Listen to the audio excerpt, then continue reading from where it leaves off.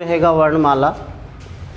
हिंदी वर्णमाला जब हमने प्राइमरी कक्षाओं में पढ़ी थी तो उसमें हमने जाना था हिंदी में वर्णों की संख्या कितनी होती है, 52, 52। कितने वर्ण बताए गए थे, 52। यानी हमारी जो हिंदी वर्णमाला है वो कितने वर्णों वाली है, 52। ये 52 वर्ण उसमें बताए गए। लेकिन उनका विधिवत अध्ययन करने के लिए अब हम उसे जानना होगा। एक क्वेश्चन आ जाता है कि वर्ण कितने प्रकार के होते हैं। वर्ण ये 52 है ना, तो इनके बारे में पूछ रहा है वर्ण कितने प्रकार के होते हैं। तो आपने पढ़ा होगा वर्ण कितने प्रकार के होते हैं। वे आपने राइट आंसर आपका जा रहा है, कितने हैं, 2। फर्स्ट में क्या होता है, वो होते हैं स्वर और दूसरे क्या होते हैं, व्यंजन। 2 प्रकार हमने वर्णों को 2 भागों में बांट रखा है। एक हमारे स्वर हैं और दूसरे हमारे व्यंजन हैं। स्वरों की संख्या अगर हिंदी में पूछ लेता है कि हिंदी में स्वरों की संख्या बताओ, तो आपका राइट आंसर है 11। और लिखने प्रयोग कितने होते हैं, हाँ यही बात आपको समझनी है। प्रयोग हो रहे हैं 13। तो 2 का अंतर जो आ रहा है वो है क्या, ये हमारे, अब हम उन 11 को जानेंगे तभी तो पता लगेगा कि कौन से 2 अतिरिक्त है। तो स्वरों को हम लेंगे। स्वर हमारे शुरू होते हैं, ऐसे शुरू हो रहे हैं।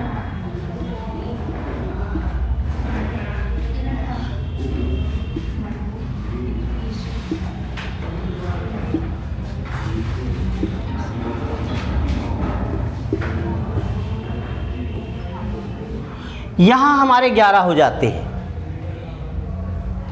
ए आ ई दोनों छोटी और बड़ी है ना, ऊ दोनों हैं, रीरी हैं, ए आई ओ आओ।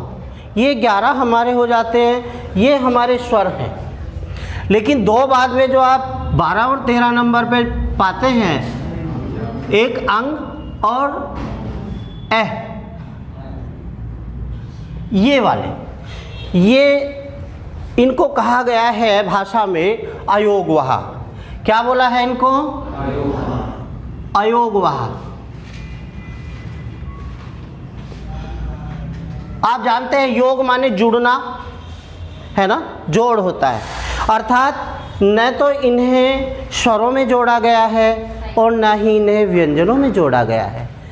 ना ये स्वरों में काउंट हो रहे हैं और ना ही इनको व्यंजनों में जोड़ा गया है, इसलिए इनको अयोगवाह कह रहे हैं। अब जानते हो ये क्या है, अगर हम अंकी बिंदी को ढक ले तो क्या बचता है, ए, और ऑलरेडी ये रहा यहाँ है, आपका है, तो फिर इसे क्यों अलग से गिनेंगे, इसलिए इसको नहीं जोड़ा गया है। और ये अगर हम दोनों पीछे विसर्ग को ढक ले तो क्या बचता है, ए, ये है ही, इसलिए इनको दोनों को हमने नहीं, केवल ये बिंदु बचा है। अगर सर पे रखा है कि तो ये अंग कहला रहा है, किसे अनुस्वार, क्या बन रहा है, अनुस्वार। और 2 बिंदु बन रहे हैं कि ए के पीछे लगते ही, तो ये विसर्ग बन रहा है। अब आपके समझ में आ गई क्यों नहीं हमने इनको जोड़ा। हाँ, प्रयोग कर रहे हैं इसको, इसलिए ये प्रयोग के समय 13 और बाकी हमारे स्वर होते हैं 11। इसके बाद वो कहता है ये स्वरों के प्रकार बताओ, स्वर कितने प्रकार के होते हैं। अभी तो हमने संख्या जानी, कितनी थी, 11, स्वरों की संख्या 11। और फिर पूछ रहा है कि स्वरों के प्रकार बताओ, कितने प्रकार का होते हैं स्वर, भेद बताइए। तो आपने जो बताया राइट आंसर है आपका 3। फिर हम उनको गिनते हैं कौन कौन से हैं,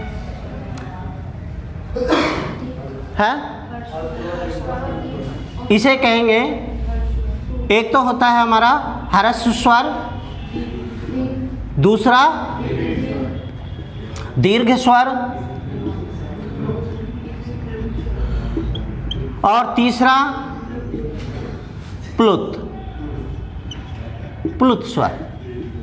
ये 3 स्वर भेद है। वहाँ पूछेगा ना आपसे तो आप बिल्कुल सीधे बता देंगे कि स्वर 3 प्रकार के होते हैं। अब ह्रस्वर कौन से हैं? जो 1 सेकंड में बुल जाते हैं, एक मात्रिक हो जाते हैं। 1 सेकंड में बुलने वाला, 1 सेकंड में बुल जाते हैं उन, और एक मात्रिक होते हैं, उनकी केवल एक मात्रा हम गिनते हैं। उनमें आते हैं आपका ए है, ई है छोटी, ऊ है छोटे वाला, और आपकी रीरी है। समझ गए? तो ह्रस्वर कितने हुए वो पूछता है, ह्रस्वरों की संख्या है, तो फिर हम बताएंगे कितनी है, 4। कितनी है वो संख्या? 4। ह्रस्वर कितने हो गए? 4। अब हमारे पास कितने थे कुल स्वर? 9। वो तो प्रयोग हो रहे हैं। कितने थे? 11 थे। तो दीर्घ कितने होंगे? गिन लेते हैं हम। हाँ वही, आपने 11 में से 4 का निकाल दिए, तो उसमें आपका देखो गिनते हैं। दीर्घ है वो 2 सेकंड में बुलेगा। जो स्वर हमारा 2 सेकंड में बुल रहा है 2 मात्रिक भी होगा। उसकी मात्रा कितनी गिनेंगे हम? 2। उसमें एक आ है, बड़ी ई है, बड़ा ऊ है, ए है, आई है, ओ है, औ है। ये वाले संख्या कितनी हो जाती है? 7। कितनी संख्या जा रही है इनकी? 7। लिखेंगे हम इनको। आ है, बड़ी ई है, बड़ा ऊ है, और आपके ए, आई, ओ और औ। संख्या कितनी हो जाती है? 7। अगर क्वेश्चन आ जाए दीर्घ स्वरों की संख्या बताओ, और वहाँ संख्या 4 दे रखी होंगी, आपको उसमें से 7 वाला ऑप्शन छांटना होगा। दीर्घ कितने होते हैं? 7। 4 ह्रस्व गए, बचे 7। 11 में से 4 जाते ही 7 बच जाते हैं। तो दीर्घ स्वर हमारे हो जाते हैं 7। 7 की संख्या याद रहेगी। ठीक है भैया। अब प्लुत क्या है? 3 सेकंड का समय जो स्वर ले रहा है वो प्लुत हो जाता है, और सभी होते हैं, सभी स्वर प्लुत होते हैं, यानी 11 के 11। समझ गए? यहाँ बस ये समझ लेंगे, सभी स्वर, अगर आप किसी भी स्वर को इतना लंबा समय दे दें, 3 सेकंड का समय अगर उस पर बोलते हुए उसको उच्चारित करने में लगा रहे हो, तो फिर वो क्या हो जाता है? प्लुत हो जाता है। जैसे आपने ओम शब्द में देखा होगा, ओम में वहाँ इसको बाद में मैंने 3 लिखा है ना इसके ओके।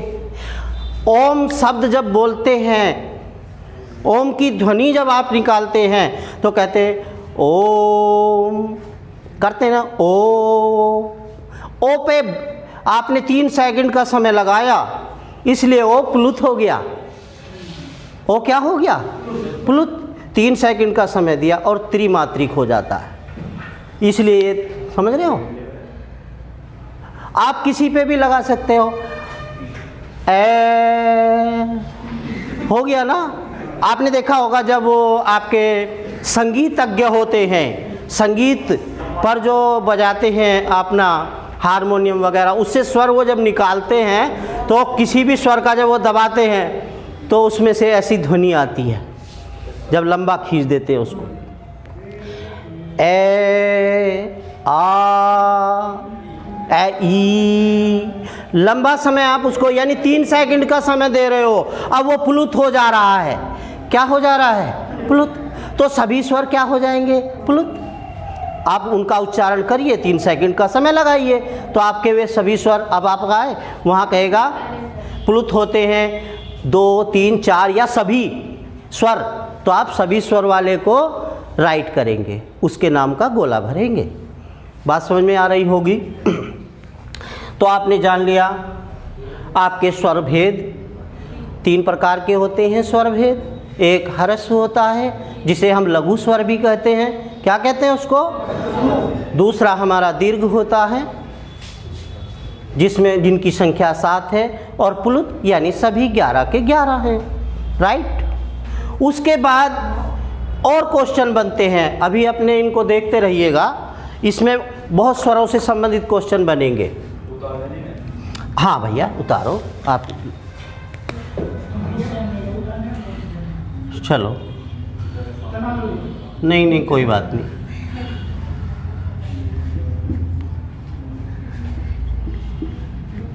ठीक है, ये तो आप समझ में रखेंगे, इनको इस तरह से जानते रहेंगे। स्वरों की संख्या मैंने बता दिया आपको 11 होती है। अगर वहाँ प्रश्न करता और वो कहता है कुल कितने होते हैं, संख्या नहीं दे रहा, मतलब ये नहीं कह रहा, वो कहता है कुल कितने होते हैं तो 13। लेकिन अगर वो राइट संख्या पूछना रहता है फिर आपको 11 में उसमें 11 कोई काउंट करना है, कहीं से भी कुछ भी दे, आपको सीधे सीधे बताने हैं। हिंदी में स्वरों की संख्या होती है 11। दो तो हमारे क्या हैं? अयोगवाह, उनको हमने ना स्वर मान रखा है और ना ही हमने उनको व्यंजन माना हुआ है। क्वेश्चन वर्णमाला से 2 या 3 बन जाते हैं। जब आपके इस तरह एग्ज़ाम हो रहे हैं जहाँ डीपली पूछा जाता है ना, तो स्वरों से भी 2-3 क्वेश्चन बना देता है। अभी आप पढ़ेंगे वर्णमाला को पूरी को, तो आप समझेंगे कि हाँ हमने पढ़ा हुआ तो है, पर सर जो ऐसे बता रहे हैं हमें आप समझ में आया ये किस तरह से हो रहा है। ये आपने उतार लिया हो तो मैं रफ कर देता हूँ।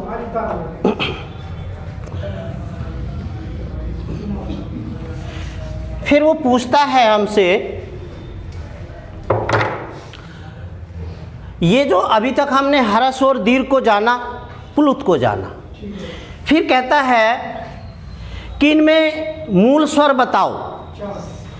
क्या पूछ रहा है? एक क्वेश्चन किया उसने, मूल स्वर पूछ रहा है। मूल स्वर वो पूछने लगा, तो आपको मूल स्वर मालूम होना चाहिए, कितनी है उनकी संख्या और हैं कौन कौन से। 4 तो हमने जान लिया, ये चारों यानी आपके ए है, छोटी वाली ई है, छोटा वाला ऊ है और री है, ये चारों हमारे मूल स्वर होते हैं। ठीक है, ये मूल स्वर है। मूल इनकी संख्या 4 है, मूल स्वर हमें मालूम हो गए।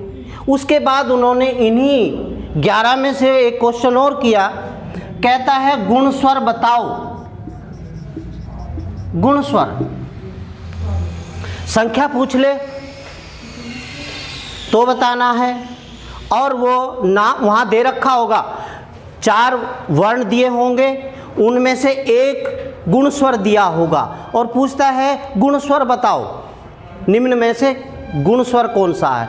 4 वो दे दे उसमें, जैसे मैं ही यहाँ लिख देता हूँ, जैसे ए है, आ है और आपका ए है और औ है, ये दिए हुए हैं। तो इनमें आप गुण स्वर बताइए कौन सा है।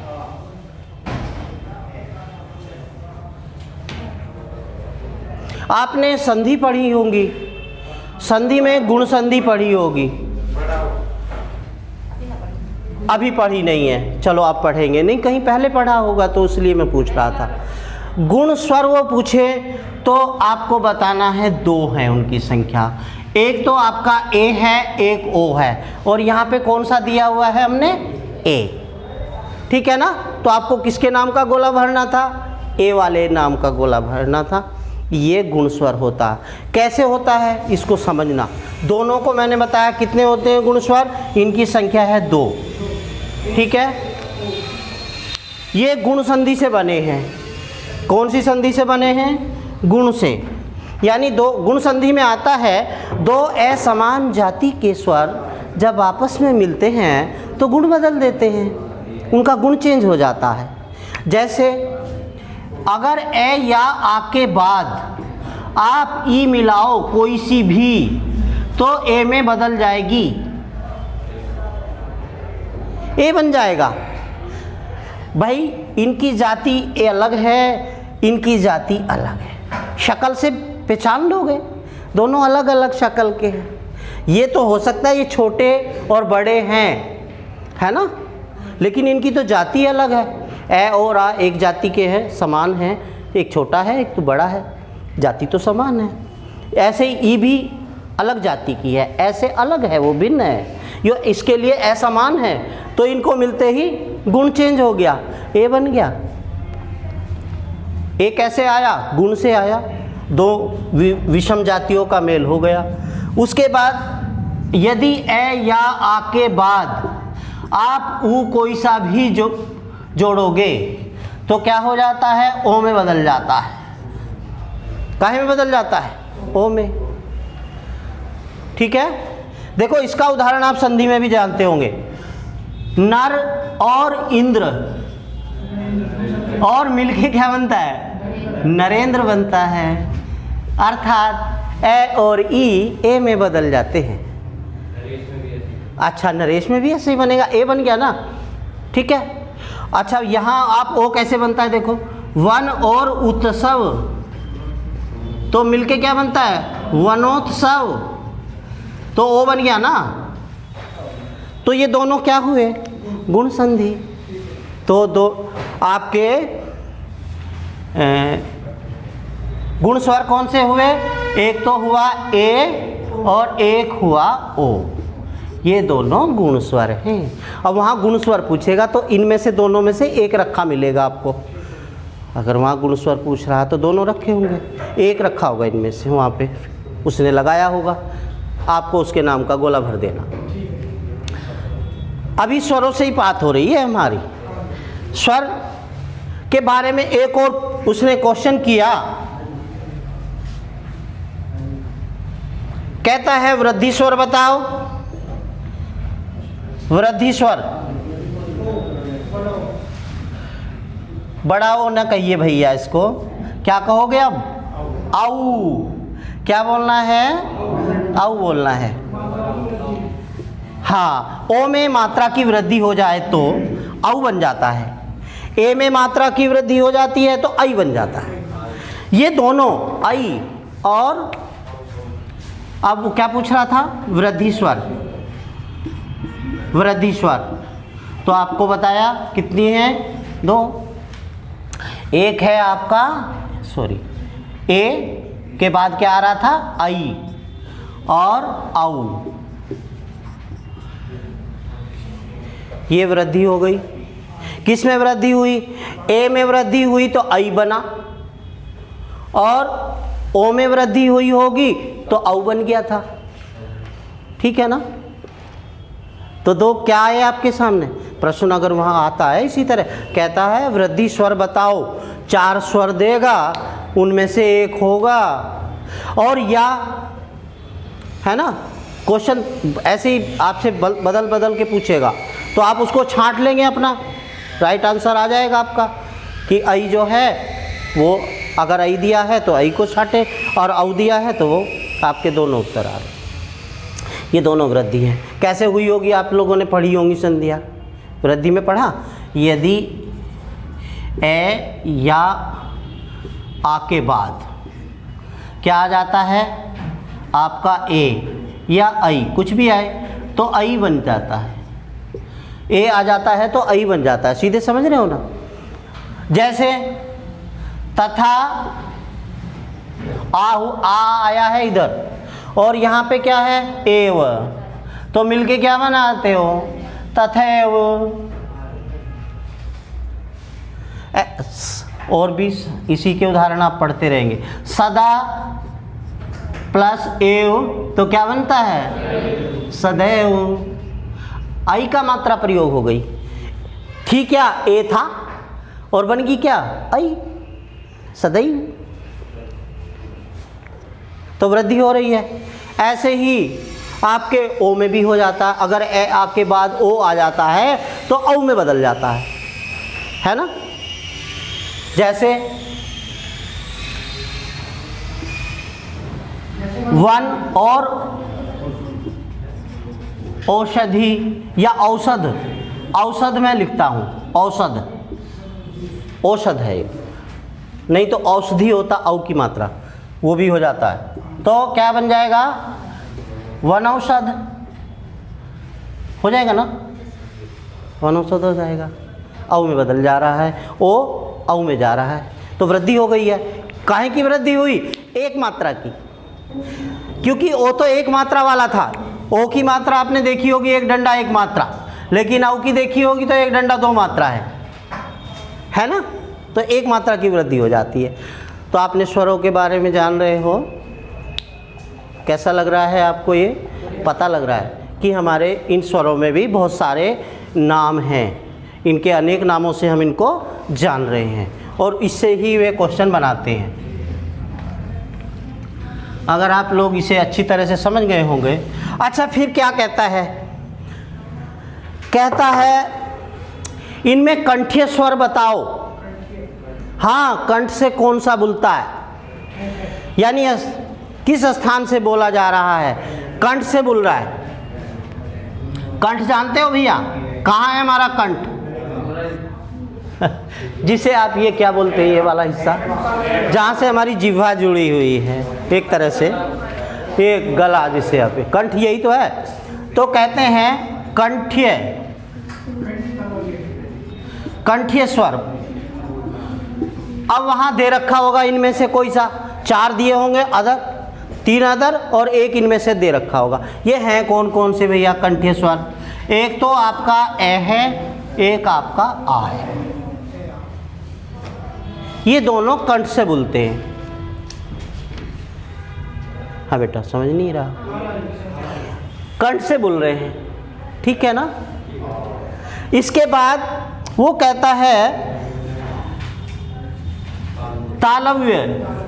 तालव्य स्वर बताओ। तालवे से, अब तालवा जानते हो कहाँ है, तालु, मैं स्थान बताता हूँ।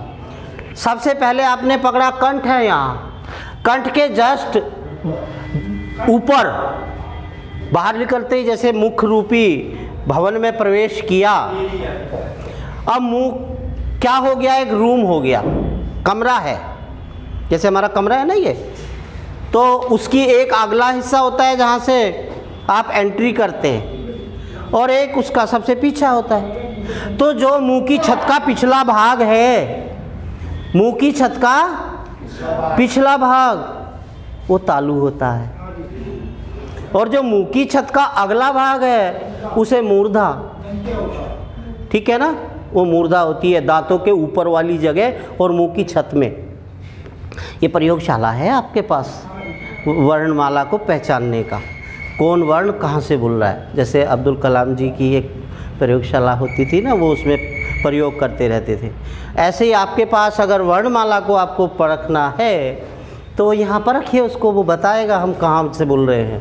तो आपकी जो ई है ना, दोनों ये तालव्य है, तालुए से बोल रही हैं।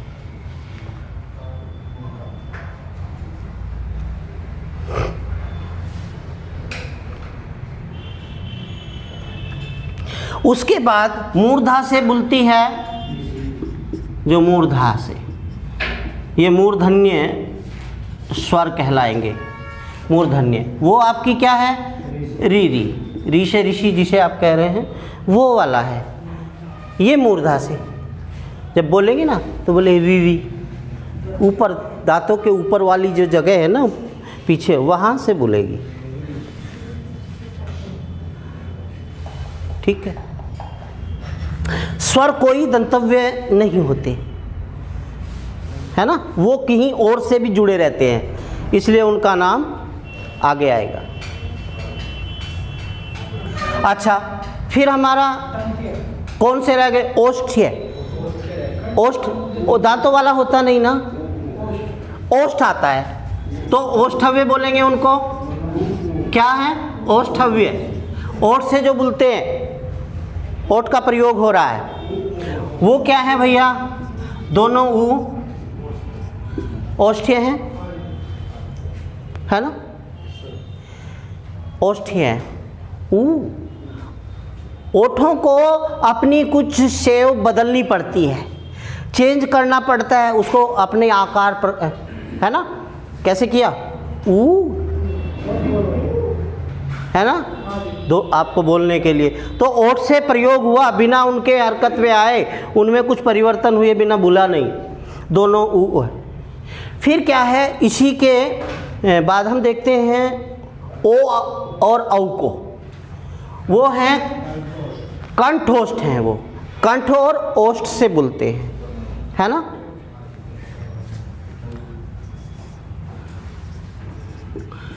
कंठोष्ठ स्वर हैं, कौन से हैं? ओ और औ, ये दोनों कंठोष्ठ हैं। अब रह जाते हैं हमारे ए और आई, ये कंठ तालव्य हैं। कंठ तालव्य यानी उसमें कंठ और तालु दोनों का प्रयोग वो करना पड़ता है, वो हैं हमारे ए और आई। इस तरह से हमने स्वरों को स्थान के आधार पे भी समझ लिया कि ये कहाँ से बोलते हैं, उच्चारण स्थान हमने इनका बताया, आप समझ गए होंगे। फिर तो वहाँ से इस तरह के क्वेश्चन पूछने लगा, कंठे स्वर बताओ, तालव्य स्वर बताओ, मूर्धन्य स्वर कौन होता है, वहाँ 4 में 1 दे रखा होगा, वो उसको पहचानते रहना। ये वाले ओष्ठ्य हैं आपके, ऊ दोनों कंठोष्ठ हैं, ओ और औ हैं, और कंठ तालव्य आपके ए और आई हैं। स्वरों से संबंधित बातें हो रही हैं, अभी और आगे भी है कुछ। ये हमारे स्वर अपने अपने बारे में बता रहे हैं, है ना, कि मैं कौन हूँ, मैं कहाँ से बोलता हूँ। जिह्वा के आधार पे भी हमने इनको 3 भागों में बांटा हुआ है। जिह्वा की दृष्टि से एक होते हैं अग्र स्वर, फर्स्ट वाले, दूसरे होते हैं हमारे मध्य स्वर, और थर्ड पश्च स्वर। जो जिह्वा के अग्रभाग से बोलते हैं उनको अग्र स्वर कहते हैं, ठीक, अगले भाग से बोलते हैं, जीभ का अगला हिस्सा उन्हें बोलने में सक्रिय हो रहता है। वे हैं आपके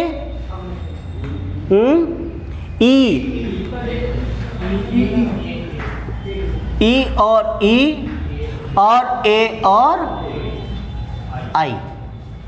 ये मध्य स्वर ओनली ए होता है। ये मानो पूरा बाबूजी है, बीच में बैठा हुआ है, अकेला अपने स्थान को घेरे हुए है, जीभ ऐसे फैल जाती है, अकेला बीच से बोल रहा है, मध्य भाग से बोला है। और जो अब आता है कौन सा, आपका पश्च भाग, पीछे वाला भाग, तो वहाँ से बिल्कुल क्लियरली सबसे पहले कौन बोल रहा, आ, वहाँ वहीं से पीछे से बोला, पिछले भाग से कह रहा ना, आ। उसके बाद आपके दोनों ऊ हैं और ओ औ, ओ और औ। इस तरह से हमने इसको समझ लिया। लेकिन एक और भी है जो पश्च स्वर है, वो हमारा स्वर तो नहीं है ना, अणे तो स्वर नहीं है। हाँ, वो आगत स्वर पूछेगा आपसे, ये भी समझ लीजिए। आगत स्वर बताओ, कौन सा स्वर की बात कर रहा है, आगत। आगत का मतलब आया है, हमारा नहीं था, कहीं और से आया है। तो आप समझ जाएंगे वो विदेशी है, दूसरी भाषा का है। आया हुआ है तो विदेशी है, बाहर का है। तो किसका है, ये वाला आ है जिसके ऊपर चांद लगा है, बिंदी नहीं है, अर्धचंद्र सा बना हुआ है, ये वाला अंग्रेजी वाले शब्दों में बोलता है। हिंदी में जो प्रयोग हो रहे हैं धड़ल्ले से, डॉक्टर, कॉलेज, नॉलेज आ रहे ना, ये इनके ऊपर लगता है। ये भी वही है पश्च स्वर में। ये आगत स्वर जो है, ये भी भैया आपका पश्च स्वर है, ये भी वहीं से बोल रहा है, जिह्वा के पिछले भाग से बोल रहा है। तो एक दो क्वेश्चन है आपको मिल जाएगा। एक और, आगत स्वर बताओ, तो ओनली वन, अकेला है ना, ये जिसके ऊपर क्या लगा है, चांद, अर्धचंद्र लगा है ना, चांद वाला निशान ऊपर आ रहा है। तो ये वाला स्वर हमारा हिंदी का नहीं है, ना ये हमें संस्कृत से विरासत में मिला है, क्योंकि हिंदी आप जानते हैं संस्कृत की सबसे प्यारी बेटी है। हिंदी संस्कृत से आई है, विभिन्न सोपानों को पार करते हुए, कल बताया था विकास क्रम मैंने, है ना, तो वहाँ से आई है। अब स्वरों के बारे में इतना ही, बाकी अब आते हैं हम लोग व्यंजनों पे। दूसरा, वर्णमाला में हमने पढ़े हैं कि हमारे वर्ण दो प्रकार के थे, एक स्वर और एक व्यंजन। तो स्वरों को हमने जान लिया, अब हम किसको जानना चाहेंगे, व्यंजनों को। कहता व्यंजनों की कुल संख्या बताओ, व्यंजनों की संख्या पूछ रहा है। हिंदी में व्यंजनों की संख्या होती है, आपका राइट आंसर जा रहा है 33। 33 होते हैं, उनको भी हमने बांटा हुआ है व्यंजनों की कैटेगरी, और हमारे 4 प्रकार के होते हैं। इन्हें तो हम 33 को 3 प्रकार में बांटेंगे, 3 प्रकार के होते हैं। ये जो हमारे 33 व्यंजन हैं, इनमें होता है फर्स्ट स्पर्शी व्यंजन। कौन से होते हैं, स्पर्शी व्यंजन। संख्या कितनी है, 25। कितनी होती है, 25। 25 होते हैं। दूसरे होते हैं हमारे अंतस्थ, उनकी संख्या 4। तीसरे होते हैं हमारे ऊष्म व्यंजन, इनकी संख्या भी होती है 4, और टोटल संख्या 33 है ना। अभी सुनिएगा ना, वो इन्हीं से तो बनेंगे। संयुक्त का मतलब है वो तो 2 को एक साथ जोड़ोगे, लेकिन 2 और भी होते हैं भैया। इन 25 में हम लोग 2 को और जोड़ लेते हैं। ये ढ है, ढ और ढ है, इनके नीचे क्या लगाया गया, एक नुक्ता, बिंदी एक नीचे लगी है ना। इसे हाँ फारसी में उसको नुक्ता कहते हैं, है ना, नीचे लग रहा है। तो ये भी है। तो इस तरह से हम लोग इनकी संख्या कहीं कहीं प्रयोग ले रहे हैं। इन्हें प्रयोग कितने कर रहे हैं हम, 27 का यूज कर रहे हैं, लेकिन होते कितने हैं, 25। तो हमें 25 ही बताना, फालतू नहीं, ठीक है ना। वो वैसे गिन रहे हैं, मैंने काउंट कर रखा है, पूरी संख्या तो यही है, और ये हमारी टोटल 33, ठीक है। स्पर्शी हैं, क्यों स्पर्शी हैं भैया, मुंह के किसी ना किसी भाग को ये स्पर्श करके बोलते, और इनको हमने वर्गों में विभाजित किया हुआ है। स्पर्शी व्यंजन जो है, जो हमारे स्पर्शी व्यंजन है, इनको हमने काहे में बांटा हुआ है, वर्गों में। इसके वर्ग बनाए गए,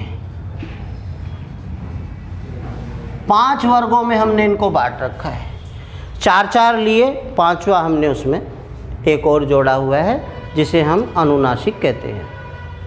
वर्ग तो 4 भुजाओं वाला होता है ना, 4 तो उसमें हुआ रे, बाकी एक अनुनासिक हम उसमें जोड़ते हैं। तो पहला वर्ग जो है वो कैसे शुरू हो रहा है, तो कै वर्ग कहलाता है। कौन सा वर्ग कहलाएगा,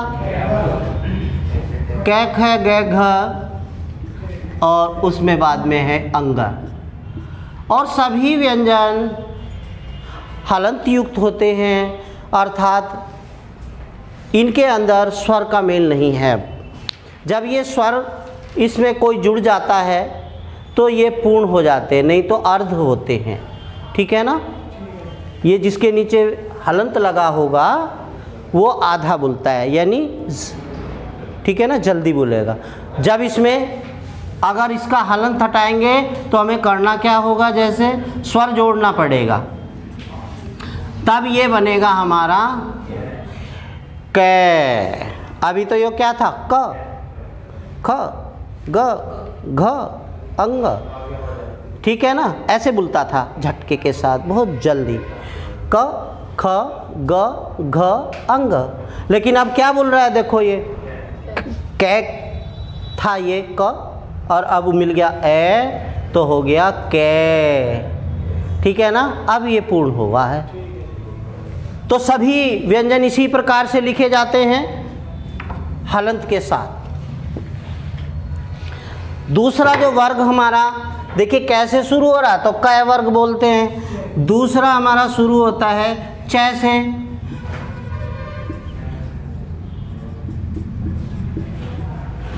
ये आधा ए की तरह बनता है, ये इय है, क्या बोलते हैं इसको, इय। कैक है गैघ अंग, ये अंग था क वर्ग में जो पंचम था, और ये च वर्ग में जो है ये इय है, च छ ज झ इय। फिर तीसरा है वो है हमारा ट वर्ग,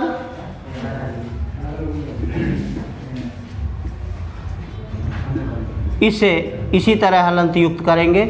तो ट वर्ग है, ट से शुरू हो रहे हैं, ट ठ ड ढ अण, ये अण है। कभी हमें अणे खाली पढ़ाई गई थी ना, ये सारे जहाँ भी ये आ गए वो अणे खाली अणे खाली, लेकिन अब हम समझ रहे हैं ये अलग है, इनका नाम है, इनको इस तरह से उच्चारित करेंगे। ये अंग है, ये इय है, ये अण है। उसके बाद चौथा वर्ग जो शुरू हो रहा है वो त वर्ग है, त थ द ध न, त थ द ध न। पंचम वो हमारा प वर्ग है,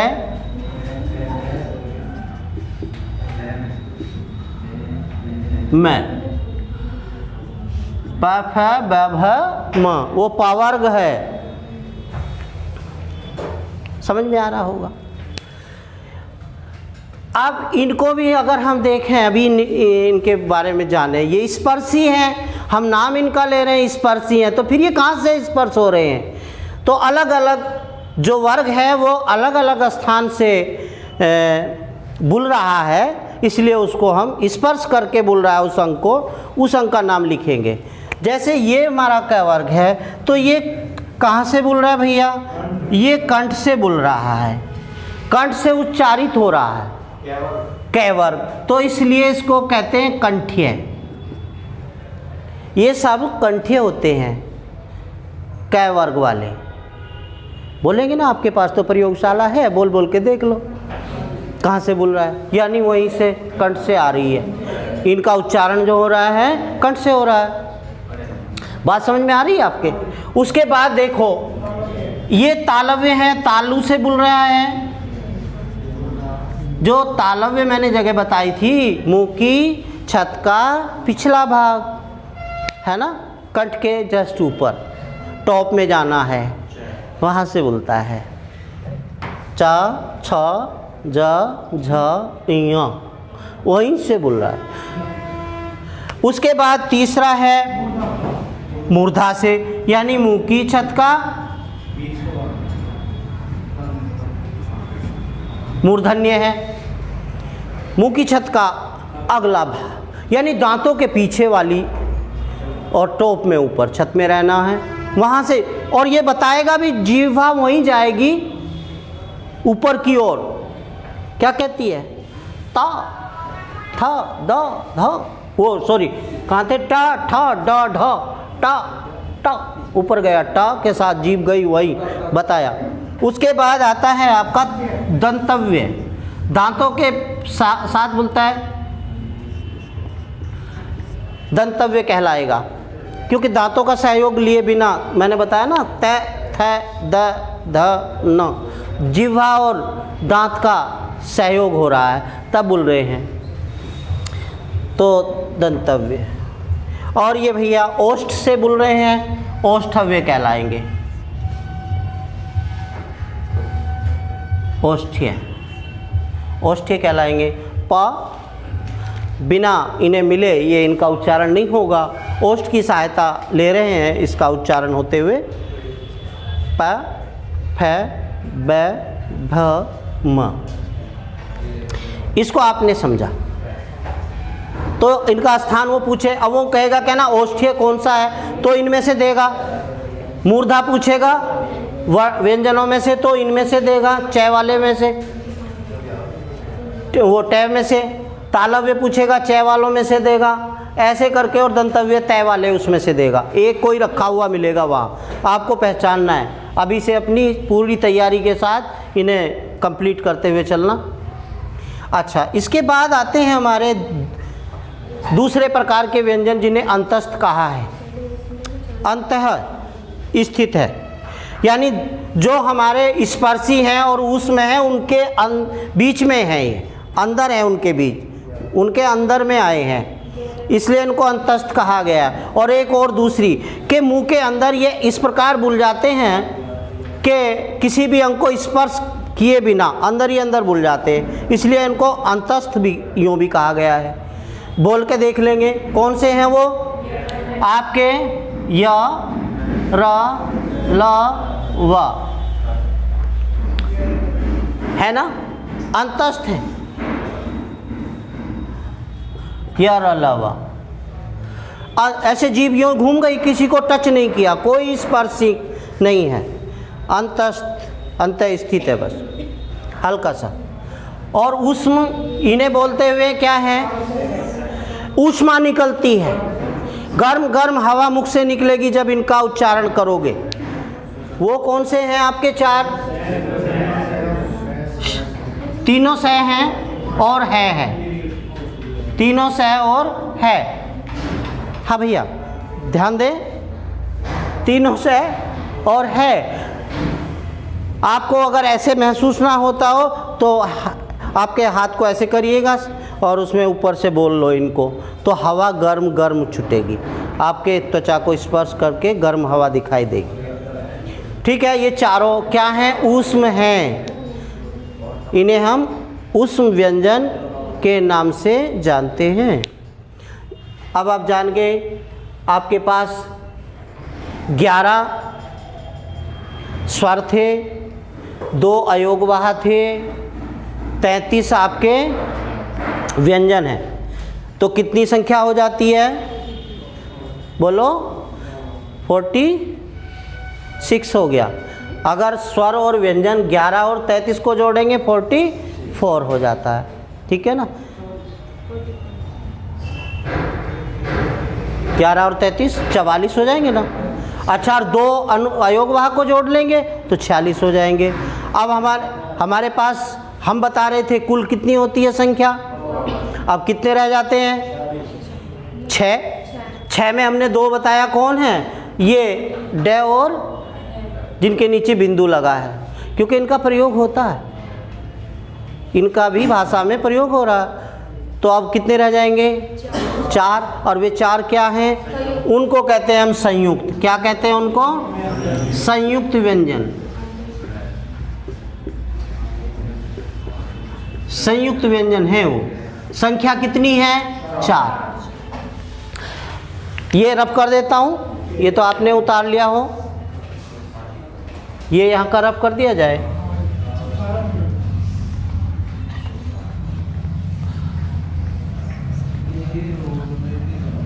अच्छा, ये हमारा मतलब क्या कहता है ना, वो अलग से क्वेश्चन करेगा, क्या कहेगा, संयुक्त व्यंजन है, संयुक्त पूछेगा, तो इन 4 में से देगा वो, कौन कौन से हैं वो संयुक्त, यहाँ लिख देते हैं संयुक्त, यानी ऑलरेडी हम पे हैं वो पहले से, अब उन्हें मिलाएंगे बस, इसलिए हमने उनको नहीं जोड़ा है व्यंजनों में, क्योंकि वो पहले से हैं यहाँ मौजूद। कहाँ, 33 में बैठे हैं जो मिलेंगे, तो उनको अलग से लिखने की क्या ज़रूरत है। हाँ, उनको हम संयुक्त करेंगे, मिलाएंगे, है ना, संयुक्त व्यंजन। अब सबसे पहले इसमें आता है अक्षय, ये जो कक्षा में प्रयोग होता है ना। कहता है ये क्या है, तो कै हमारे पास है और एक और इसमें जुड़ा है षटकोण वाला शय। अक्षय इससे मिलके बना है, या यूँ कहें इसे यहाँ से यहाँ हटा देंगे तो वहाँ रख देंगे, ये है, ये बन गया हमारा अक्षय, कक्षा वाला, ठीक है ना। कै इसमें आधा होता है वही हलंत युक्त, और शय इसमें पूरा होता है, तो ये बन जाता है अक्षय। फिर क्या होता है, एक होता है त्र, है ना, तो उसमें क्या है, तय आधा है, रे पूरा है। जहाँ ये रे नीचे लगता है वो पूरा होता है, और जहाँ वो रे कहीं ऊपर जाता है, जैसे यहाँ देख रहे हो, ये आधा होता है। रे के जब प्रयोग बताऊंगा मैं आपको, ठीक है, यहाँ वो आधा है और जहाँ वो नीचे लगता है वहाँ वो पूरा है। ये चीज़ आधी है, इसलिए ये अलग लिखा हुआ है। उसके बाद क्या आता है, एक आता है ज्ञ, उसमें क्या है, इय है और जय है, ज्ञ, ये बन गया। चौथा आपका क्या है, श्र, श्रवण वाला जो है, उसमें क्या है, ये से आधा है और इसमें पूरा है। ये हमारे संयुक्त व्यंजन कहलाते हैं। वहाँ आपको क्या करेगा, जोड़े, जैसे उसने दिया श्रय बना है, किन से बना, चार वो करेगा, कहीं तो वो दोनों में नहीं लगाएगा हलंत, कहीं रे में हलंत लगाए बैठा है, कहीं दोनों में लगाए बैठा है, और एक में ये वाली स्थिति होगी, आप उसको राइट करेंगे। पहचान लेना, इनमें सब में पहले वाले के हलंत होगा और बाद वाले पूरे होंगे। नहीं तो क्या करता है, पहले के हटा रखा, आपको ध्यान ही नहीं दिया, आपने मारा उसी के नाम का गोला खींच के भर दिया था, और वहाँ तो एक बार भरा गया, फिर कुछ नहीं, लाचार हो जाती है ना स्थिति। कहते ना अपने किए का इलाज नहीं होता, और अब तो ऑनलाइन है, वहाँ तो टक हो लिया काम अपने मन। तो चलो जो भी है, अब आपको ध्यान देना है। नहीं, कभी कभी उस टाइम तक भी याद नहीं आ रहा है, जब तक चेंज करने का वक्त था, क्वेश्चन तो दूसरा आ गया है ना। तो आपको पहले से ही होशियार रहना है, सतर्क रहना है। क्या करना है आपको, देखिए परीक्षा हो रही है, आपका एग्ज़ाम कोई ले रहा है, तो आपको हर प्रकार से अपनी मजबूती के साथ उसमें एंट्री करना है। मजबूत होकर बैठिएगा, ताकि आपको किसी भी प्रकार से वहाँ कोई उलझन आपके नंबर ना कटवा दे।